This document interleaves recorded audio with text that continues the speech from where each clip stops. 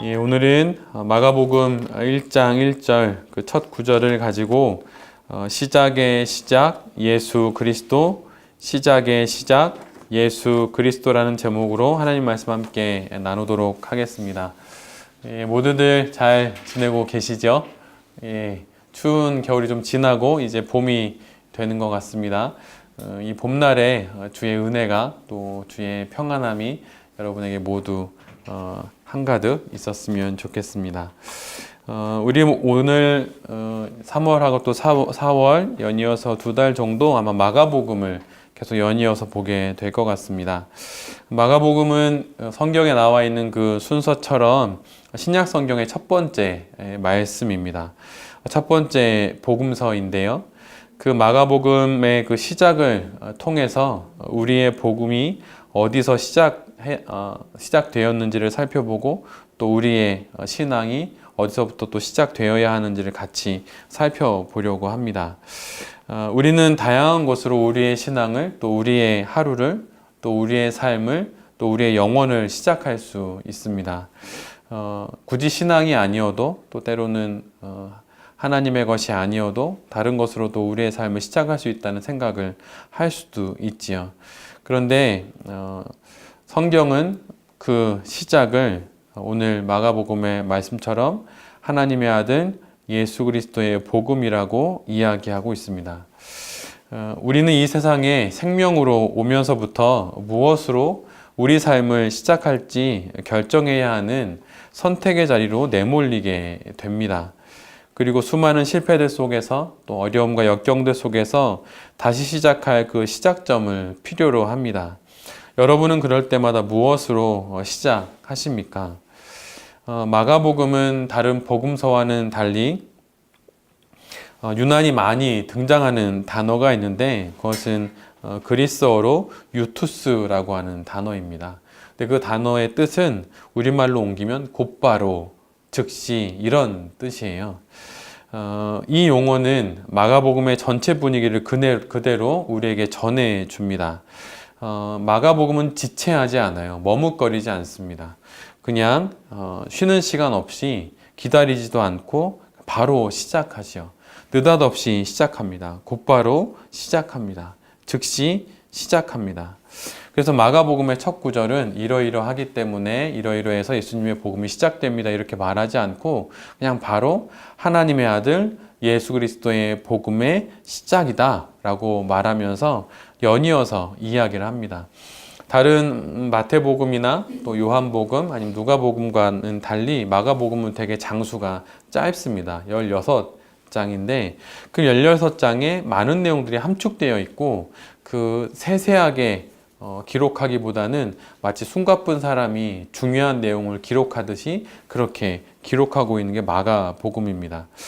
마가복음의 첫 본문은 우리가 함께 읽었던 것처럼 하나님의 아들 예수 그리스도의 복음의 시작이다 라고 하는 말로 이제 그 문을 엽니다.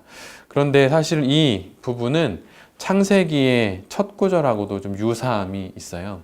창세기 1장 1절 구약 성경의 첫 번째 절은 이렇게 시작하죠. 태초에 하나님이 천지를 창조하시니라. 마가복음의 첫 구절도 그렇고 또 구약 성경 창세기의 첫 구절도 그렇고 그 모두는 시작이라는 단어로 그 본문이 그 문을 열게 됩니다. 특별히 영어 성경으로 보게 되면 그 단어 자체도 맨 앞부분에 시작을 나타내는 beginning이라는 단어가 각 복음서 마가복음과 창세기의 첫 번째로 등장을 합니다. 말 그대로 이 시작, 예수 그리스도의 복음의 시작, 또 태초의 시작이라고 하는 그 시작이라는 용어를 통해서 두 성경은 시작이 되지요. 그렇다면 오늘 마가복음의 첫 구절인 마가복음 1장 1절에 이 본문에서 말하는 복음은 어떤 것을 의미하는 것일까요? 하나님의 아들 예수 그리스도의 복음의 시작이라고 말했으니 예수 그리스도가 전하신 복음일 수 있습니다. 예수님께서 이 땅에서 33년의 생을 사시고 또 공생의 3년을 사시면서 그분이 전하셨던 그분의 복음, 바로 예수 그리스도의 복음이 이제 시작된다고 말하는 것이지요. 그러나 오늘 우리가 함께 보고 있는 다른 번역본에서처럼 이 본문은 또 달리 이렇게 번역이 될 수 있습니다. 하나님의 아들 예수 그리스도에 관한 복음의 시작이다. 달리 말하면 그 복음의 내용이 바로 예수 그리스도라고 하는 것이죠. 예수 그리스도가 전한 복음이기도 하지만 또 하나 바로 그 복음은 곧 예수 그리스도에 관한 내용이라고도 말하는 것입니다. 그래서 우리가 오늘 마가복음에서 보게 되는 이 구절에 대한 해석은 예수 그리스도가 전한 복음의 시작일 수도 있고 예수 그리스도에 관한 복음의 시작일 수도 있습니다. 그러니까 복음의 내용이 바로 예수 그리스도라고 하는 것이죠. 이 두 가지 해석으로 오늘 본문은 이해가 될 수 있습니다. 그런데 이 본문을 기록하고 있는 마가, 그 저자인 마가, 그 기록자인 마가는 어떤 사람일까요? 우리는 4개의 복음서를 가지고 있습니다. 그런데 이 복음서의 기록의 시점은 사실은 예수 그리스도의 부활과 승천 이후부터 기록이 된 거예요.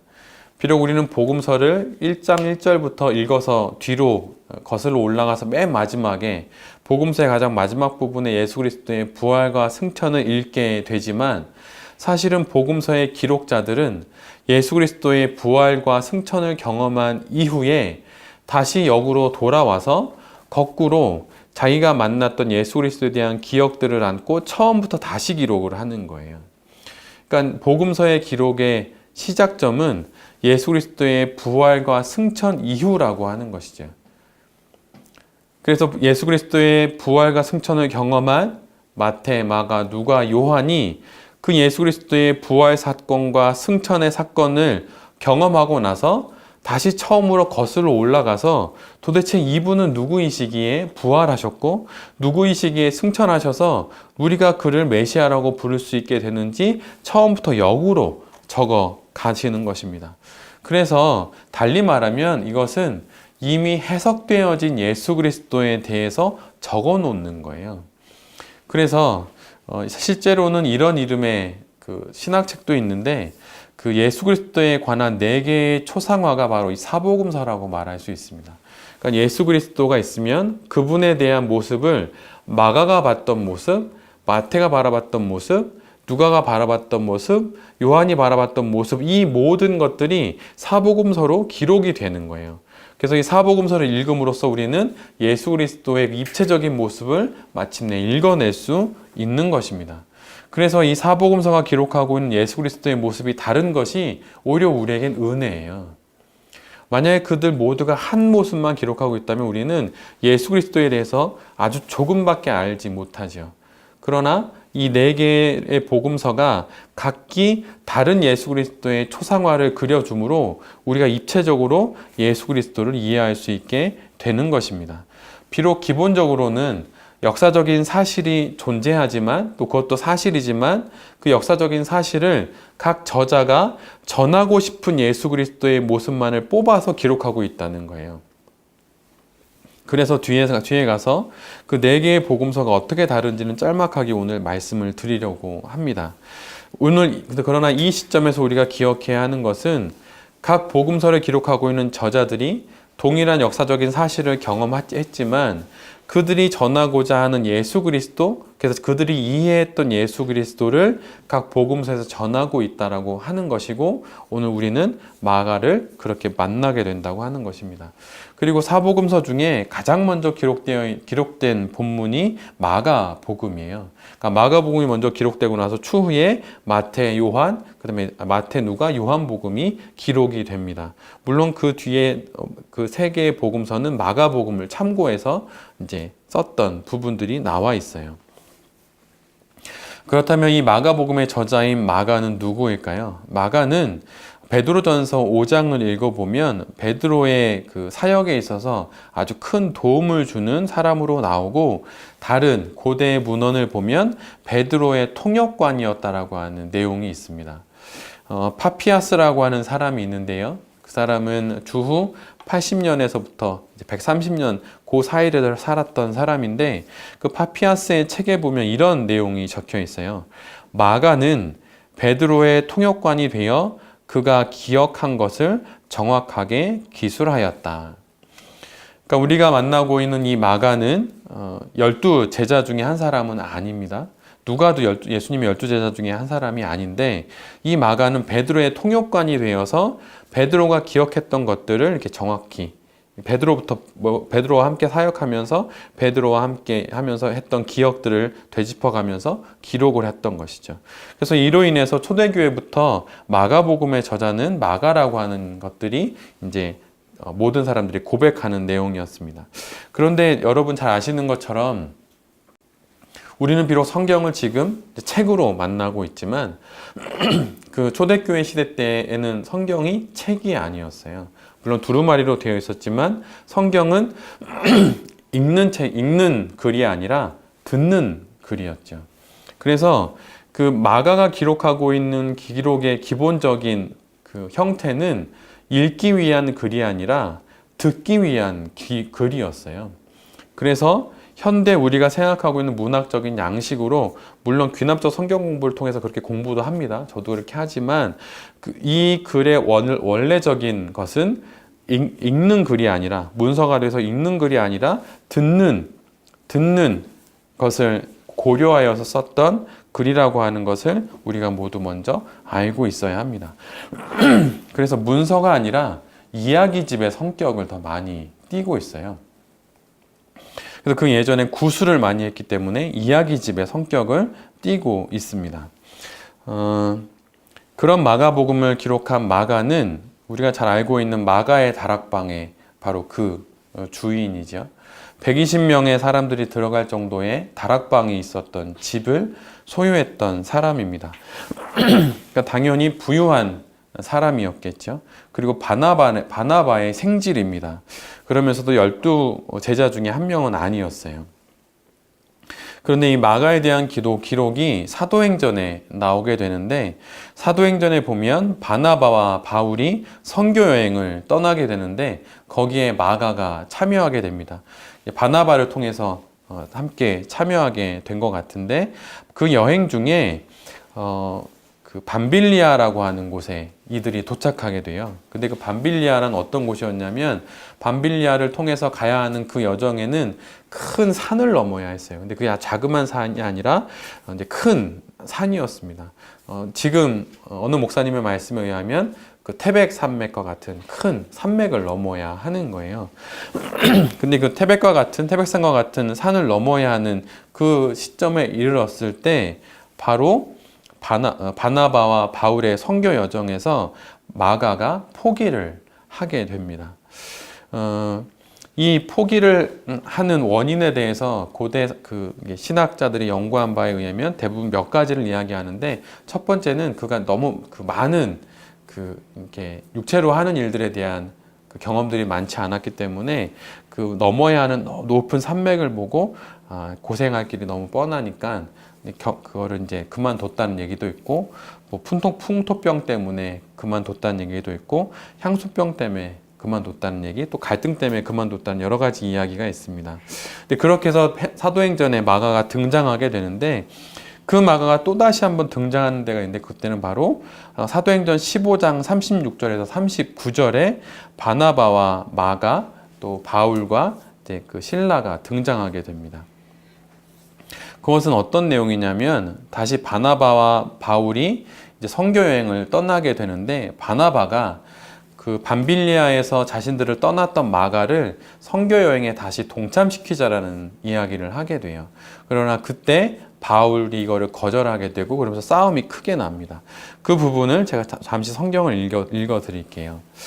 바나바는 마가라는 요한도 데리고 가고자 하나 바울은 밤빌리아에서 자기들을 떠나 함께 일하러 가지 아니한 자를 데리고 가는 것이 옳지 않다 하여 서로 심히 다투어 피차 갈라서니 바나바는 마가를 데리고 배 타고 구브로로 가고 바울은 실라를 택한 후에 형제들에게 주의 은혜에 부탁함을 받고 떠나니라. 밤빌리아에서 바울과 바나바와 함께했던 마가가 선교여행을 포기하고 다시 사도행전 15장에 다시 등장하게 되는데, 그때 바로 바나바와는 같이 한번 가자 이렇게 이야기하는데, 바울은 그럴 수 없다고 말하면서 두 그룹으로 나누어지게 됩니다. 그런데 우리는 보통 마가가 여기까지만 기록이 되고 성경에 기록되어 있지 않은 것으로 생각을 하는데, 실은 바울의 기록에 마가가 다시 등장해요. 바울은 앞에 사도행전의 내용을 보면 마가를 별로 좋아하지 않았던 것 같습니다.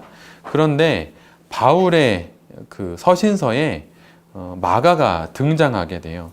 그것은 디모데후서 4장입니다. 디모데후서 4장 9절에서 11절에 보면, 거긴 다 읽어드리진 않지만 거기에 보면 이렇게 바울이 이야기해요. 마가, 그 사람은 내 일에 유익한 사람입니다. 어떠한 이유인지는 모르겠지만 세월이 지나서 마가가 바울에게 유익한 사람이 되었어요. 도대체 무엇이 이 마가가 바울의 고백에서처럼 그렇게 유익한 사람, 그런 사람으로 변화가 되었을까요? 그는 분명 더 성숙해졌을 것이고 더 깊어졌을 것입니다. 어떻게 마가가 바뀌었을까요? 근데 그것을 또 알 수 있는 성경이 베드로 전서입니다. 베드로 전서 5장에 또 마가가 등장해요. 베드로 전서 5장 12절 읽어드리진 않지만 거기에 보면 베드로가 뭐라고 이야기하냐면 마가를 내 아들이라고 부릅니다. 베드로는 세월이 지나서 마가를 내 아들이라고 부르고, 세월이 지나 함께 선교도 떠나지 못한 사람이라고 말했던 바울이 마가를 이제는 내 일에 유익한 사람이라고 말합니다. 그리고 앞에서 말씀드렸던 것처럼 마가는 베드로의 통역관으로서의 역할도 하게 된 것이죠. 근데 이 부분을 곰곰이 묵상해 보면 특별히 마가가 베드로의 통역관이었다고 하는 부분을 통해서 마가가 베드로로부터 큰 이 배움을 갖게 되었다는 것을 생각해 볼 수 있습니다. 그것은 왜냐하면 마가는 선교의 여정에서 밤빌리아에서 선교의 여정에서 포기하면서 실패의 사람이 되죠. 그런데 사실 베드로는 더 큰 실패의 사람이었습니다. 우리가 잘 알고 있는 것처럼 예수 그리스도를 3번이나 부인했던 사람이죠. 그런데 그가 이제는 베드로가 마가를 자신의 아들로 삼을 정도가 됐습니다. 아마도 그 가장 큰 실패를 경험했던 베드로가 밤빌리아에서 선교를 포기했던 마가를 그 누구보다 가장 깊게 이해했을 거예요. 그러면서 자신의 실패도 이야기했었겠죠. 그때 그가 예수 그리스도를 부인하며 여종의 말에 나는 저 사람을 모른다고 말하며 예수님을 저주하고 또 했던 자신의 그 모습들을 이야기하면서 사실 나도 그런 사람이었다고 말하면서 마가를 다시 일으켜 세웠던 것은 아닌가라는 생각도 해보게 됩니다. 그래서 그는 일어나는 사람이 되었고, 마침내 바울에게는 유익한 사람이 되었고, 베드로에게는 그의 아들이라 칭함을 받는 자리에까지 이르게 된 것이죠. 바로 그가 기록한 것이 마가복음입니다. 그런데 이 마가복음의 특징은 앞에서 말씀드린 것처럼 읽기 위한 글이 아니라 듣기 위한 글로 기록한 복음서입니다. 그래서 이 책에서 어떤 문학적인 기교를 알려고 하기보다는 이렇게 실패했던 사람 마가, 그래서 바울로부터 버림까지 받고 함께 동역할 수 없다고 말하는 그런 이야기도 들었던 마가가 어떻게 예수 그리스도의 부활과 승천을 경험한 이후에 다시 돌아와서 복음서의 첫 번째 기록자가 되었을까라고 하는 그런 생각으로 마가복음을 읽어야 하는 것이죠. 그게 바로 마가복음의 저자인 마가의 모습입니다. 그렇다면 마가복음의 수신자는 누구일까요? 마가가 정말 그 뜨거운 마음으로 기록했던 이 마가복음의 이 복음서를 전해주고 싶었던 사람이 누구일까요? 그들은 바로 네로 황제의 박해를 받는 로마에 사는 그리스도인들이었어요. 박해, 말 그대로 정말 죽음을 앞두고 있는 상황에서 살아가는 사람들입니다. 주후 64년에 우리 모두 다 많이 들어봤던 것처럼 로마에는 큰 대화재가 일어나죠. 그러면서 그 화재의 그 원인들을 로마의 많은 로마 시민들은 네로 황제가 불을 질렀다고 생각을 했고 그런 소문이 막 퍼졌습니다. 시상이 잘 떠오르지 않았던 그 미치광이인 네로가 시상을 떠오르게 하기 위해서 불을 질렀다고 하는 거죠. 근데 그때 로마가 약 10개 구역으로 나눠져 있었는데 그 10개 구역 중에 3구역이 불로 다 타버렸어요. 예를 들면 서울시의 3분의 1이 대략 3분의 1 정도가 타버린 것이죠. 그럴 때 이 모든 로마 시민들의 그 마음속에 네로가 불을 질렀다라고 하는 이야기들이 돌게 되자 정치인들이 위기감을 느끼게 됩니다. 그러면서 희생양을 찾게 되죠. 근데 바로 그들의 눈에 들어온 희생양이 바로 그리스도인들이었습니다. 그래서 그 그리스도인들의 핍박이 그때부터 시작되었고 그리스도인들이 그때부터 고난 속에 살아가게 됩니다. 그런데 바로 마가복음이 바로 이들을 위해서 쓴 복음서예요.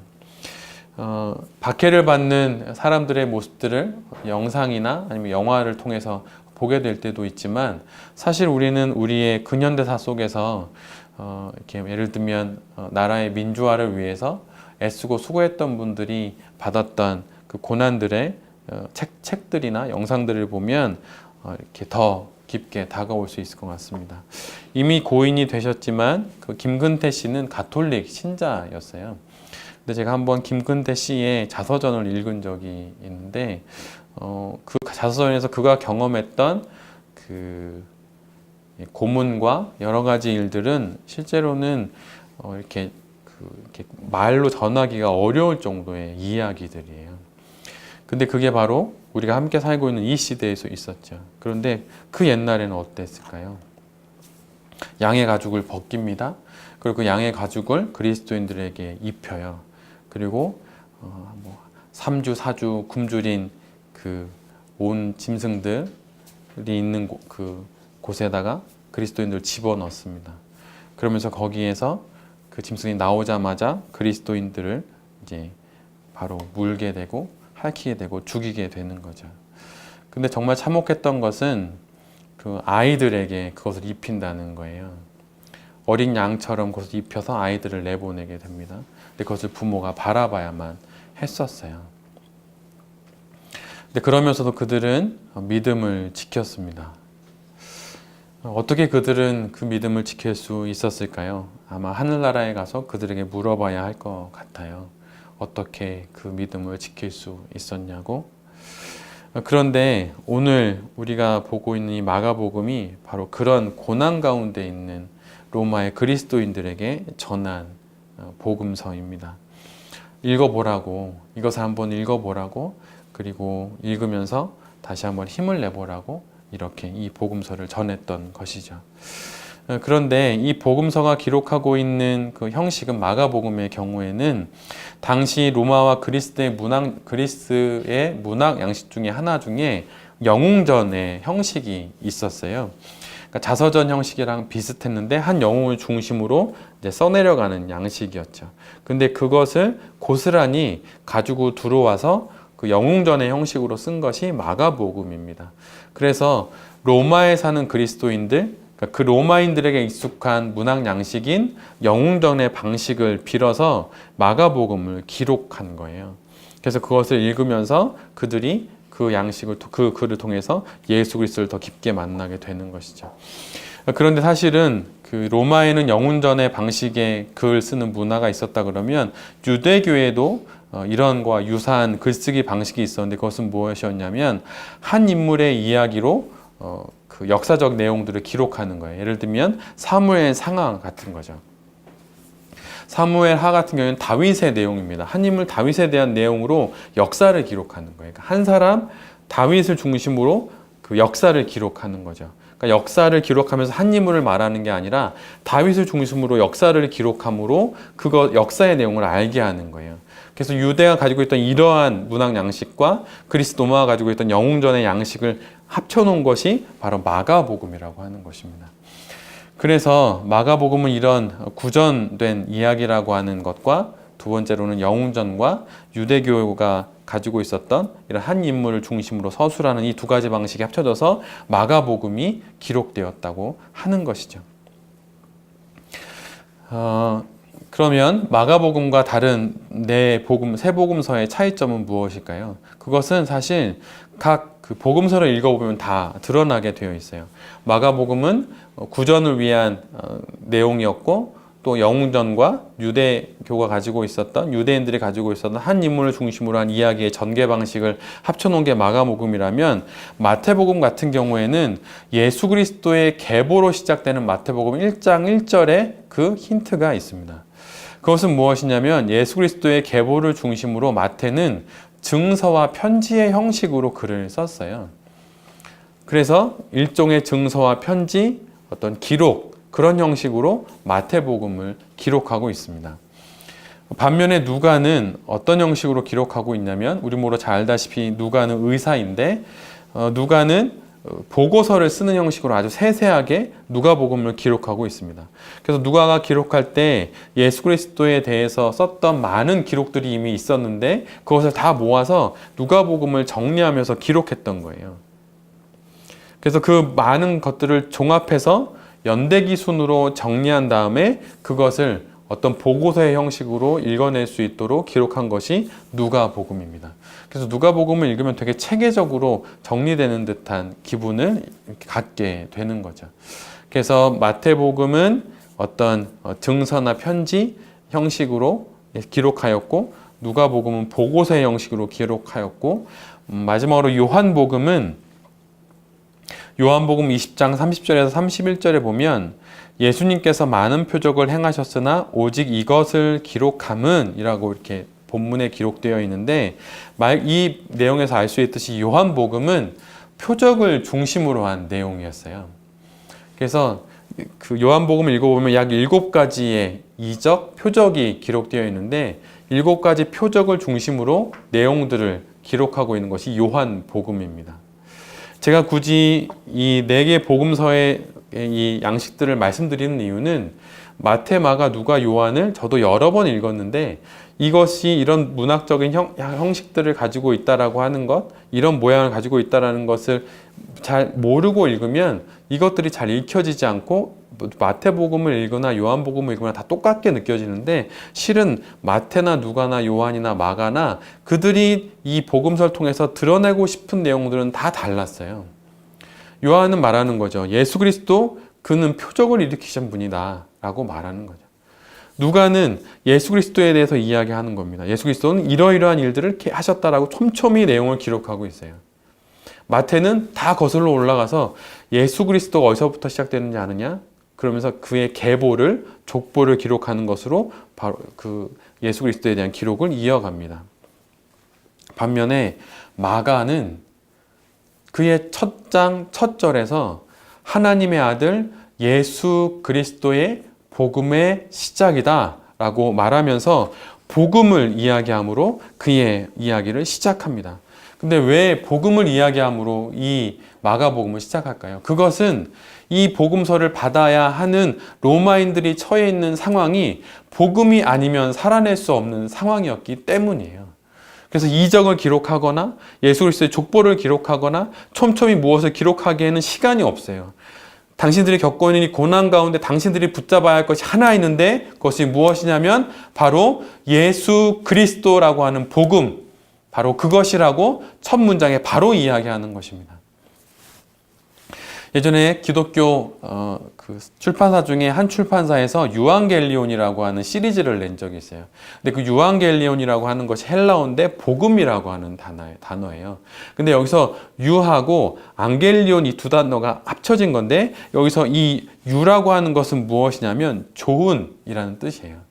그리고 앙겔리온이라고 하는 것이 소식이라는 것입니다. 그래서 유앙겔리온 이러면 좋은 소식, 말 그대로 말 그대로 복음이 되는 거죠. 그런데 이 유앙겔리온이라고 하는 것이 당시에 쓰였던 그 상황은 어떤 상황이었냐면 바로 로마의 황제에게만 쓰여졌던 이 헬라어가 바로 유앙겔리온이에요. 그래서 로마인들에게 있어서 유앙겔리온 이렇게 말하면 황제에 관련된 소식, 황제에 대한 이야기를 말할 때 바로 이 유앙겔리온이라는 단어가 쓰이게 되는 거죠. 그래서 오늘은 황제의 탄신일입니다. 오늘은 로마 황제께서 전쟁에서 이긴 승리의 날입니다. 라고 말할 때 유앙겔리온 좋은 소식입니다. 라고 말했던 것입니다. 그런데 이 유앙겔리온이라고 하는 이 단어가 오늘 본문에 보면 어디에 붙게 되나요? 바로 예수 그리스도에게 붙게 됩니다. 이것이 무엇을 말하는 것입니까? 로마 황제가 말하는 그 유앙겔리온, 로마 황제가 좋은 소식, 복음이 아니라 바로 예수 그리스도가 복음이라고 하는 거예요. 오늘 본문을 자세히 보면 예수 그리스도에 대해서 기록하고 있는데 예수라고 하는 그 이름의 앞과 뒤에 두 단어들이 있어요. 하나님의 아들 예수, 그리스도 예수. 이거는 예수를 설명하는 두 개의 수식어인데 첫 번째는 그리스도입니다.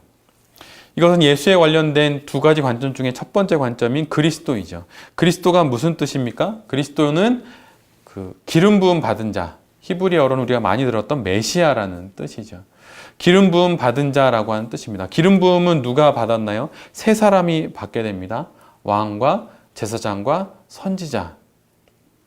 곧 예수를 그리스도라고 부르는 것은 예수 그리스도가 곧 기름 부은 자이고 그분이 곧 메시아라고 하는 거예요. 예수는 우리 모두가 교회에 많은 교회 생활 속에서 많이 들었듯이 그냥 평범한 이름이었습니다. 요즘 시대로 따지면 뭐 철수, 뭐 이런 이름인 거죠. 근데 그 예수라고 하는 이름 뒤에 그리스도가 붙는 그것을 통해서 예수라고 하는 사람이 바로 그 예수라고 하는 사람에서 머무는 것이 아니라 바로 그리스도 메시아라고 하는 것을 의미하게 되는 것입니다. 그래서 우리가 기도할 때 예수 그리스도의 이름으로 기도드립니다라고 말할 때 그 그리스도가 바로 기름 부음 받은 자, 바로 메시아라는 의미로 우리가 그리스도라고 말하는 거예요. 그리고 그 앞에 붙는 하나님의 아들이라고 하는 표현은 사실은 이 로마에 살고 있는 그리스도인들을 위해서 마가가 사용한 단어입니다. 로마인들에게 있어서 하나님의 아들, 다른 말로 하면 신의 아들은 누구일까요? 그는 바로 황제예요. 하나님의 아들, 그는 바로 가이사입니다. 그런데 마가가 말하는 것이죠. 하나님의 아들은 바로 가이사가 아니라 예수다. 하나님의 아들은 예수 그리스도라고 말하는 것입니다. 그런데 이 마가가 바로 이렇게 말하는 것입니다. 그런 로마에 살고 있는 그 교인들에게 하나님의 아들은 가이사가 아니라 예수 그리스도다. 진짜 하나님의 아들은 나사렛 예수다라고 말입니다. 그러기에 이 한 문장에서 우리는 바로 예수 그리스도가 바로 예수가 메시아이시고 예수가 하나님의 아들이시라고 하는 그 복음으로 마가복음이 시작된다고 하는 것을 우리 모두가 알아야 한다고 하는 것이죠. 그런데 마가복음은 1절에서 예수가 하나님의 아들이고 그리스도라고 고백하고 있는데 이것은 다시 마가복음 거의 뒷부분이 마가복음 15장 39절에서 누군가의 고백을 통해서 다시 한번 고백이 되어집니다.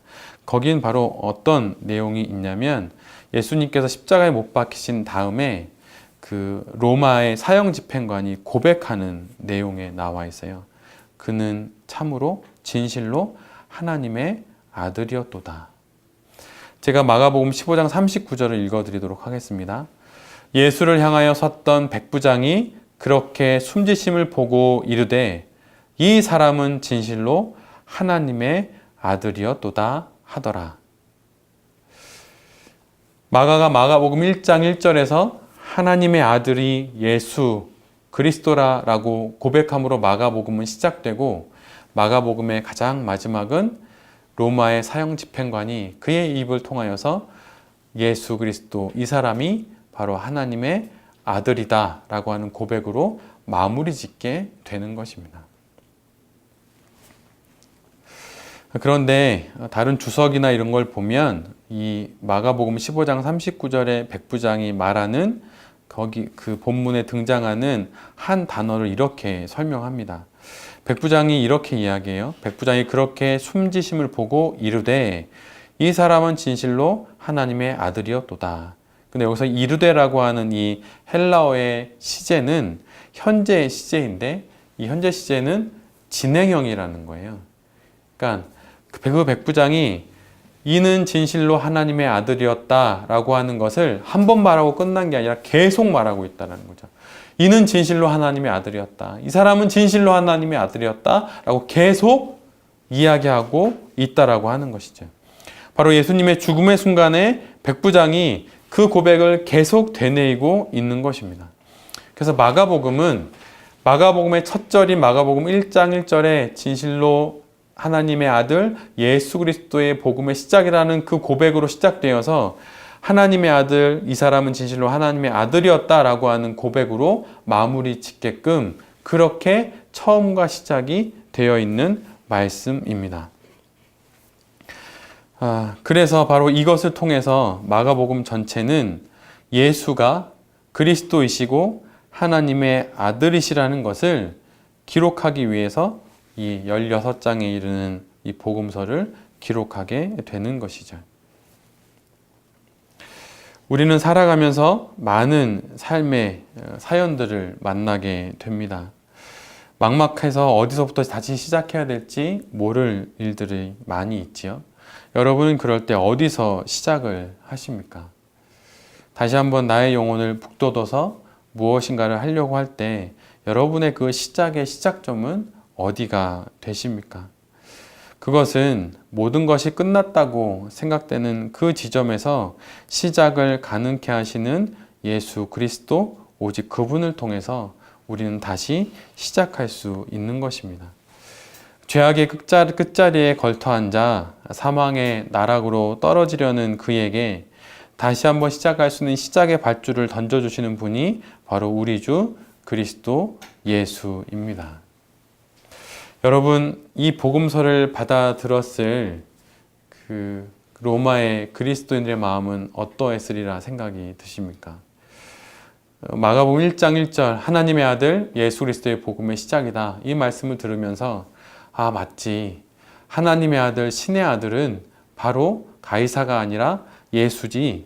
그리고 그 예수님은 바로 그리스도지, 메시아시지 라고 고백하면서 이 본문을 읽어나가기 시작했을 것입니다. 그리고 가장 마지막 이 마가복음이 끝나는 마지막 자리에 로마의 사형 집행관의 입을 통하여서 이는 진실로 하나님의 아들이었다 라고 하는 그 고백을 로마 사형 집행관의 입으로부터 들려지는 이야기를 들으므로 이 마가복음의 수신자인 로마의 그리스도인들은 그 수많은 박해 가운데서도 복음을 지키며 신앙을 지키며 살 수 있었던 것이죠. 오늘부터 우리는 마가복음을 보게 됩니다. 그리고 봄의 기운이 느껴지는 3월을 또 시작하게 되지요. 그러나 계절이 바뀌고 또 때가 되어서 새로운 시작을 하는 것 같지만 삶의 많은 사연들 속에서 그 시작의 발걸음들이 머뭇거리게 되거나 또 다시 멈춰지게 되거나 실패할 때가 있습니다. 그러나 그 시작의 시작을 예수 그리스도 하나님의 아들에게 둘 때 우리는 마침내 마가복음의 수신자였던 그리스도인들이 그 박해 가운데서도 승리의 노래를 불렀듯이 우리도 다 같이 승리의 노래를 부를 수 있게 될 것입니다. 한 주를 또 살아가야 할 것입니다. 그 한 주를 살아갈 때 나의 영혼의 고삐를 다시 한번 움켜쥐고 예수 그리스도의 그 복음으로 예수 그리스도로 다시 시작하여서 힘내어서 이 땅에서 아름다운 성도로 살아가는 우리 모두가 될 수 있기를 기도드립니다. 아멘. 주신 말씀을 기억하면서 함께 기도했으면 좋겠습니다. 마가복음의 수신자였던 로마의 그리스도인들은 박해와 고난 가운데 예수 그리스도를 붙잡고 그 고난과 박해를 이겨내야만 했습니다. 그들에게 마가는 마가복음을 전해주므로 그들에게 다시 한번 예수 그리스도의 메시아 되심과 하나님의 아들 되심을 그들에게 전했던 것이죠. 이 시간 우리도 하나님의 아들이신 예수, 또 그리스도이신 예수와 함께 나의 삶을 시작할 수 있게 해달라고, 나의 인생을 다시 한번 새롭게 시작할 수 있게 해달라고 이 시간 다 같이 주신 말씀을 기억하면서 함께 기도하도록 하겠습니다. 주님, 진실로 우리가 무엇으로 우리의 삶을 다시 시작할 수 있겠습니까? 우리의 나태함과 우리의 게으름과 우리의 영적인 실증들이 주님 우리를 제자리 걸음하게 합니다.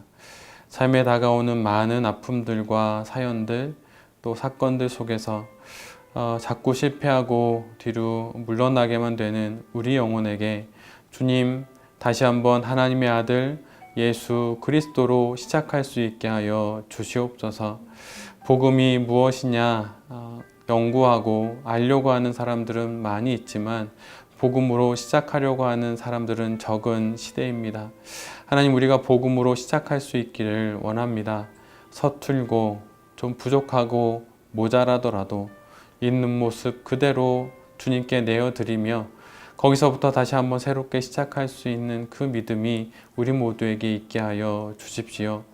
주님, 세상은 하나님의 아들이 예수가 아니고 다른 거라고, 이 땅에 온 메시아가 예수가 아니고 다른 거라고 말하며 더 영향력이 다른 것들에게 많이 있다고 말하며 우리를 자꾸 다른 것으로 인도합니다. 주님, 그러나 그럴 때마다 로마에 있었던 그리스도인들에게 전해준 마가복음의 이 첫 장 첫 절의 말씀처럼 내게 예수는 하나님의 아들이고 내게 예수는 그리스도라 고백하며 내게 주어진 이 땅의 삶을 아름다운 성도가 되어 살아가는 우리 모두가 되게 하여 주시옵소서. 주님, 3월이 되었습니다. 이 새로운 시작에 마가복음을 통하여서 우리 모두가 예수 그리스도의 복음으로 다시 시작해 하여 주시니 진실로 감사를 드립니다. 살아가는 삶 가운데 어떤 상황을 만나든 그 속에서 복음으로 시작하는 복음의 사람들이 될 수 있도록 주여 우리를 붙잡아 주시옵소서. 이 모든 말씀 예수 그리스도의 이름으로 기도드립니다. 아멘.